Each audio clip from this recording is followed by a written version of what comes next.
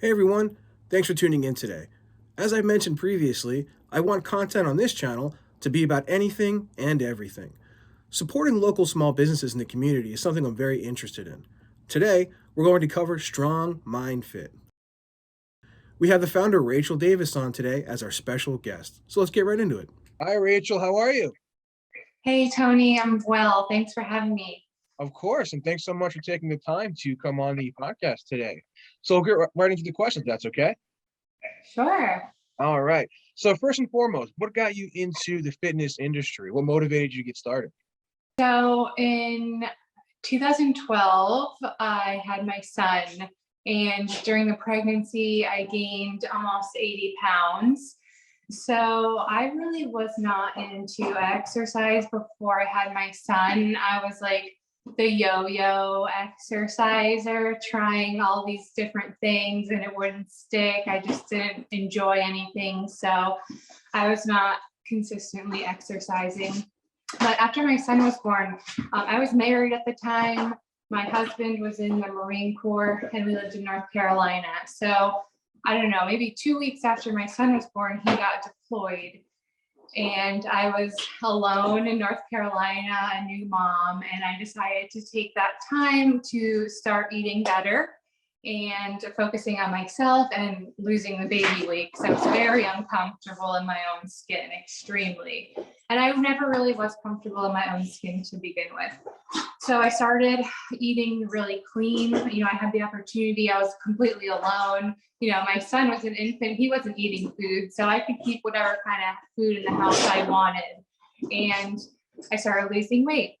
And then I decided I wanted to start exercising. So it was a good way for me to, work on myself, find something new, and get rid of that stress. So one of my ex-husband's friends, who was deployed with, his wife owned a kickboxing studio, and they offered childcare. So my son was about 3 months old when I decided I wanted to start. And I started kickboxing, and I really loved it. I loved it. I loved pushing my body. I loved that feeling of my anxiety disappearing. I was going sometimes twice a day. I loved that feeling of exercising. So I got into that, and then, I really liked pushing my body. I got into running. I was running distance. I was doing marathons, and I just, I loved it. I thought, this is something I can do as a career. So I decided to get certified, and I was doing my own thing. And my friend let me train out of the kickboxing studio. And from there on, no looking back. I've been doing this for almost 9 years now. That's awesome. Very, very cool. Now, you are the founder of Strong Mind Fit, is that correct? Yes. Awesome. Tell us a little bit how you got that started. So, like many other people, the pandemic completely changed my life, Sure. especially career-wise. I had always worked in gyms, working for other people, and the pandemic started, all the gyms shut down, including the gym I worked at. I was running a personal training program, and we all got laid off. And when it was time to go back, everyone in the industry was hurting. There's no doubt about that. So the only way I can come back to my job was taking a big pay cut. And that kind of hurt me, because I had been the one to grow this program and take it from the bottom, and it was pretty successful. So to have to take this huge pay cut, I didn't feel appreciated at all. And I knew that it would just kind of get worse. So I decided, sorry, my dogs. I decided to just start my own business and do my own thing once and for all, because I've always been, dabbling with doing my own thing, like on the side. So it was really scary, but I decided to go ahead and just completely work for myself full time. And what I was doing was I was going to people's houses to train them. So I had some equipment of my own that I've collected over the years, and I was going to their homes and bringing my equipment with me. And that got to be a lot of traveling. Sometimes I was traveling 40 minutes each way. And I realized, I was taking a big chunk out of my time. So I started kind of doing this hybrid thing where I would have I would go to some people's houses and I would have some people come to me. So I was training out of this small room in my house, and I'm thinking, I need a bigger space. So what I did was I started looking at commercial spaces, and the only thing I could afford was smaller than the room I was training in right now. So what I decided to do was put an addition on my house. That would be just fully dedicated to personal training. This is the room I'm in now.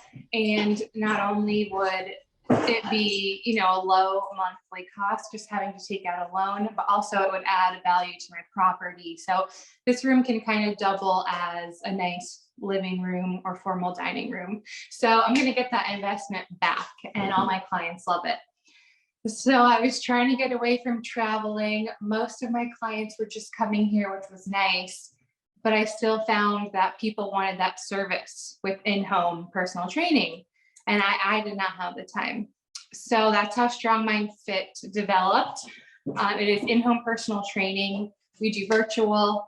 I have trainers in different territories. Like, so I have someone in Scranton. I have someone more close to Carbondale.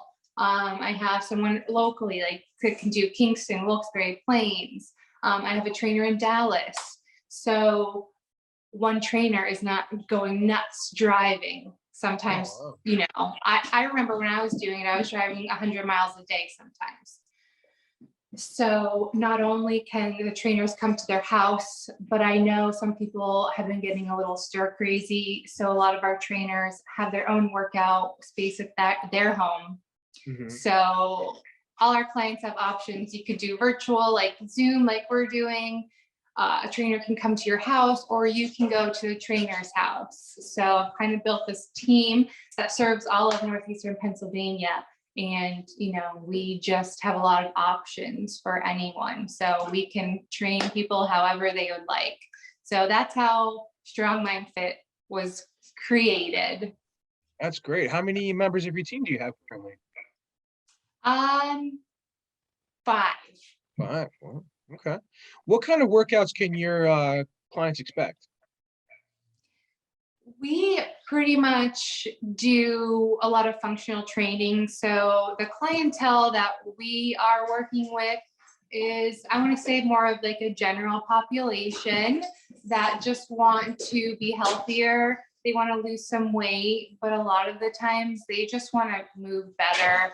A lot of our clients are, maybe in their 60s and up. So we focus on just being able to get them in and out of a chair comfortably and things like that. When we're traveling to people's homes, we have to be very efficient with the space and the equipment. So it's stuff that you could pretty much do anywhere, but it's very efficient for, weight loss and building strength and functioning. So, nothing crazy, no barbell stuff, but I have the clients that come to my house, I have more equipment. So if someone really wants to do like bodybuilding or strength lifting heavy, they have that option of coming here. Okay, cool. What kind of advice would you have for someone that doesn't necessarily have a background of working out, but they're really eager to get into it, lose some weight, put on some muscle? What kind of tips would you have for them? Well, consistency is the most important key of seeing any sort of progress with whatever your goal is. I would say if someone was wanting to do this on their own, I always tell people, take a notebook, a pen and paper, and write down all the exercises that you know how to do. Like, you definitely know how to do. And then you can group them into different body parts. So all the exercises that have lower body, you put that in a column. Upper body, put that in a column. Core, you put that in a column. And you try to take 30 minutes a day, maybe 4 to 5 days a week, and you just make circuits of the different exercises. Pick an upper body, pick a lower body, pick a core, make a couple different circuits with that. And that's how you get started, because you really just need to get consistent first. You need to get into your routine. So all the crazy workouts you do, it's not going to matter if you're not being consistent. So you need to get into a routine first and get used to taking that time out of the day to exercise.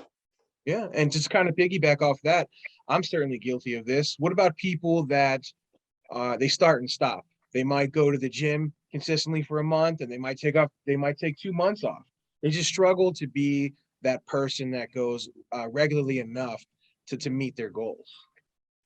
Yeah, you're not alone. That is so common. I pretty much think there's a very, very small percentage of the population that can stay very consistent, because I'm guilty of that as well. Right now, I'm just trying to come out of a little rut.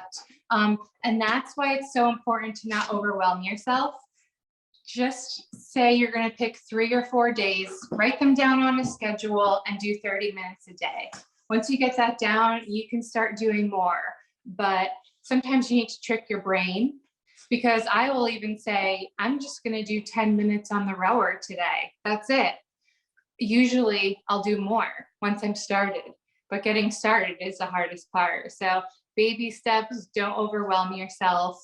If you're feeling good, do more, but just tell yourself, I'm just going to do something for 15 minutes today. It's better than nothing. So that's a little tip. Thanks. Now, I can also speak for myself that when I'm very consistent, when I'm going 5, 6 times a week for months on end, I get a little discouraged when I'm not meeting my own personal goals that I set for myself.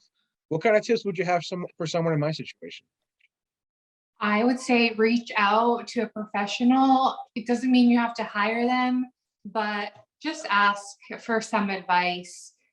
It depends what your goal is. If you're trying to put on muscle, it could be as simple as, you're doing too much cardio. I just had someone reach out to me who really wants to put on muscle, but he's doing these cardio workouts 5 times a week, which includes just a small amount of resistance training. So you reach out to someone, ask some questions, be as specific as you can. And honesty is so important, because people reach out to me, especially for some nutrition help, and they're not honest, and they're not lying on purpose. Like, they're not meaning to not be 100% truthful, but that's just human nature. I know people will say, I don't even eat. I eat once a day, but they are overweight. So the snacking adds up. So my advice is, if you're already dedicated, you might need to ask for a little help. Maybe get a workout program made specifically for you. You don't have to meet with that trainer. You just need a program from them. Oh, great. I'd be remiss not to mention your dog that keeps trying to get some attention. Does he have some surgery done, or? No, it's fine. It's cute. He had to get his toe amputated. Oh my goodness. So yeah, he's in a cone, he's in a bandage, and he's going a little stir crazy because I can't let him out to just cause a ruckus outside. Hopefully make a speedy recovery. Yeah. On the subject of workouts and specific exercises, what might be a common exercise or an overall workout that you see people doing incorrectly? Might even be a safety hazard for them. Of course, I'm going to say deadlifting and kettlebell swings. Before you deadlift, before you do kettlebell swings, you have to make sure you understand the mechanics of a hip hinge, because both of those exercises are a true hip hinge. And then another one I see, which is like so simple, any tricep movements. Moving the shoulders too much, not keeping those locked in, moving from the elbow down, and going too fast. So those exercises, triceps and biceps too. So simple, but just those little tweaks can really change the exercise and make it so much more effective. What about any workouts or exercises that you might see people doing, and you might be aware of that person's goals that they're striving for, but you can tell the path that they've chosen is not going to get them there? Any kind of examples you might have come across? I'm trying to think. Kind of just doing like the high intensity training. I'm going to use this other person as an example because it's just so classic.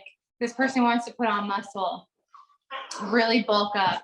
And again, he's doing these group workout classes that are not going to put muscle on him. A lot of HIIT training, a lot of jumping around, a lot of body weight, which those are all great exercises when they're, appropriate for your goals.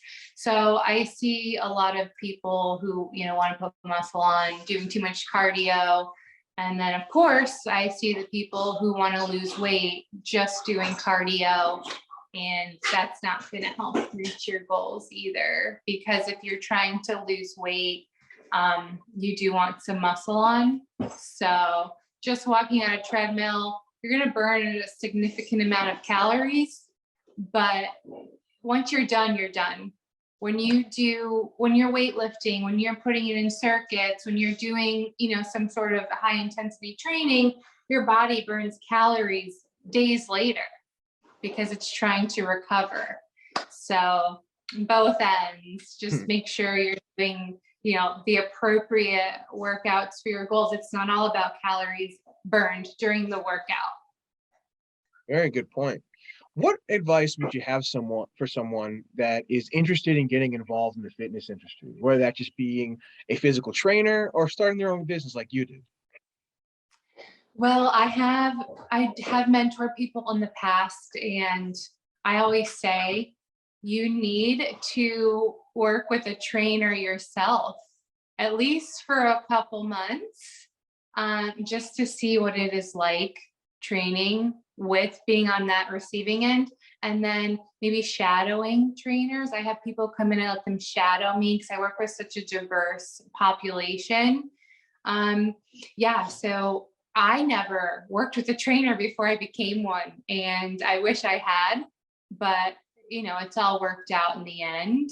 And then try to find your specialty. For the longest time, my specialty was always kettlebells. Like, I was known as a trainer. If you want to do kettlebells, you got to work with me.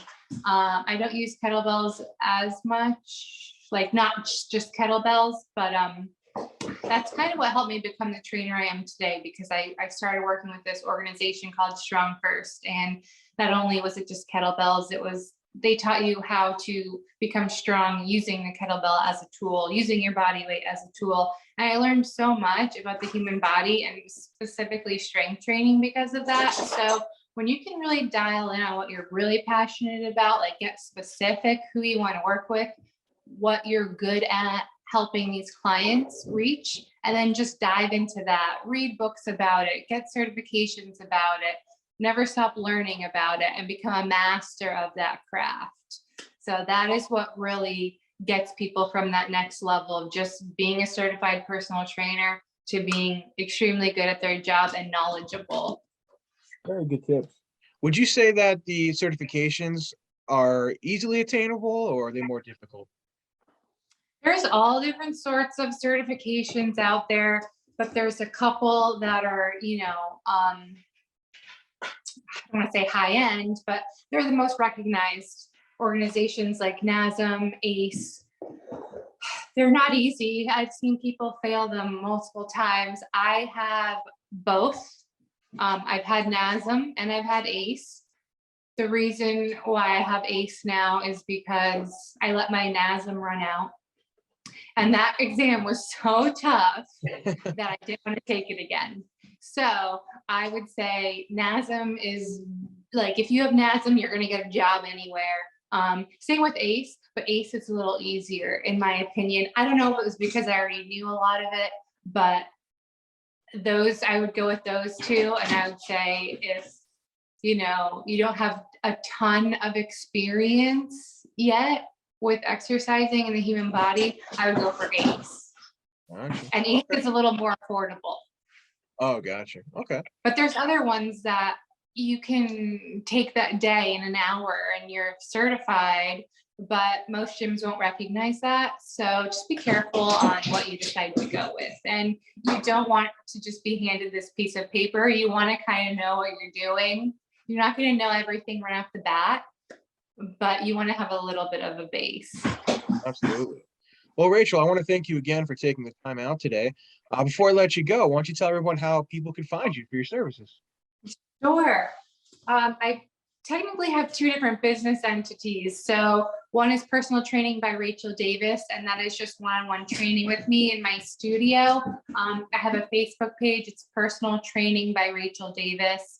My website is personaltrainingbyRachelDavis.com. And then if you're interested in working with another trainer in your area that you can go to, or they can come to you, that would be through Strong Mind Fit. We have a Facebook page, Strong Mind Fit, and we have a website, strongmindfitpa.com. Awesome. Well, Rachel, thank you so much for coming on the Guys in the Attic today. And I'll be sure to include contact information in the description as well, okay? Okay, Tony, thanks so much for having me. Of course. Take care. You too. Bye-bye.